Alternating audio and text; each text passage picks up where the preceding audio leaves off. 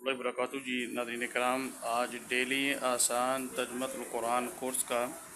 22واں سبق ہے، اور آج کے سبق میں بیٹے ہم آیت نمبر 41 اور 42 انشاءاللہ یہ دو آیات کور کریں گے۔ بسم اللہ الرحمن الرحیم۔ وَآمِنُوا، اور ایمان لے آؤ، بما ساتھ اس کے جو انزلت میں نے نازل کیا ہے، مصدقاً وہ تصدیق کرنے والا ہے، لما اس کی جو معکم تمہارے پاس ہے، ولا اور نہ تکونوا تم ہو جاؤ، اولا سب سے پہلے، کافرین انکار کرنے والے، بھی اس کا، ولا اور نہ تشترو تم بیچو، بآیاتی میری آیات کو، ثمناً قلیلا ثمناً قیمت، قلیلا تھوڑی، وإیایا اور صرف مجھ ہی سے، فاتقون پس ڈرتے رہو۔ بیٹا ان آیات میں اللہ رب العالمین نے بنی اسرائیل سے خطاب فرمایا ہے، اور یہ بات یہاں پہ ارشاد فرمائی ہے کہ جو چیز میں نے نازل کی ہے اس پر ایمان لے آؤ۔ اللہ تعالیٰ نے قرآن اور حدیث نازل کیا ہے۔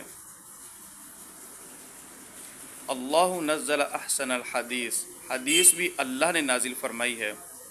تو اللہ رب العالمین نے یہاں پہ قرآن اور حدیث پر ایمان لانے کے حوالے سے حکم دیا ہے، اور آگے ساتھ اللہ تعالیٰ نے یہ بات ارشاد فرمائی، مصدق لما معکم، جو میں نے نازل کیا ہے وہ اس چیز کی تصدیق کرتی ہے جو چیز تمہارے پاس موجود ہے، یعنی تمہارے پاس تورات ہے، زبور ہے، انجیل ہے، صحائف ہیں، قرآن اور حدیث اس چیز کی تصدیق کرتے ہیں۔ وَلَا تَكُونُوا أَوَّلَ كَافِرٍ بِهِ، خبردار تم قرآن اور حدیث کا انکار کر کے اس کے پہلے کافر نہ بن جاؤ۔ مراد یہ ہے کہ تم اللہ کے نبی کے دور میں موجود ہو، سب سے پہلے تمہیں چاہیے کہ تم اللہ کے نبی صلی اللہ علیہ وسلم پر ایمان لاؤ، کیونکہ تم جانتے ہو حق کیا ہے۔ تورات میں، زبور اور انجیل میں نبی صلی اللہ علیہ وسلم کی نشانیاں اور بشارتیں موجود ہیں، لہٰذا تمہیں چاہیے کہ سب سے پہلے تم اللہ کے نبی صلی اللہ علیہ وسلم پر ایمان لاؤ، اور اگر تم ایمان نہیں لاتے تو سب سے پہلے انکار کرنے والے اور کافر بھی تم ہی قرار پاتے ہو۔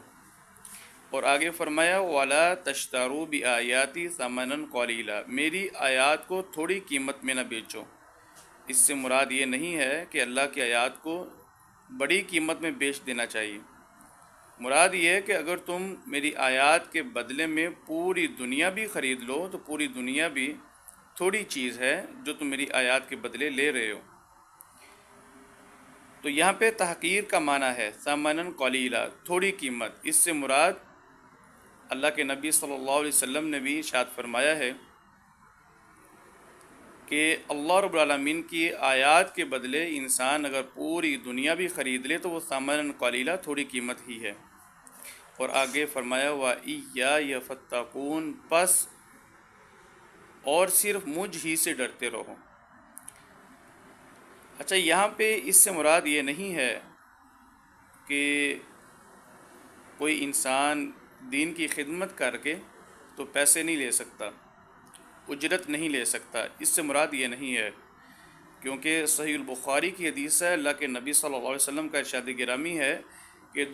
تم جن چیزوں پہ اجرت لیتے ہو ان میں سے سب سے زیادہ حق اللہ کی کتاب کا ہے،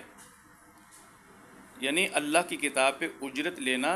باقی تمام کاموں میں اجرت لینے سے زیادہ حق اللہ کی کتاب پر اجرت لینا ہے۔ یعنی تم خدمت کرتے ہو اور اس کے صلے میں تم اگر اجرت لیتے ہو تو یہ تمہارا حق ہے، اور سب سے بہتر حق یہی ہے۔ لیکن اللہ کی آیات کے بدلے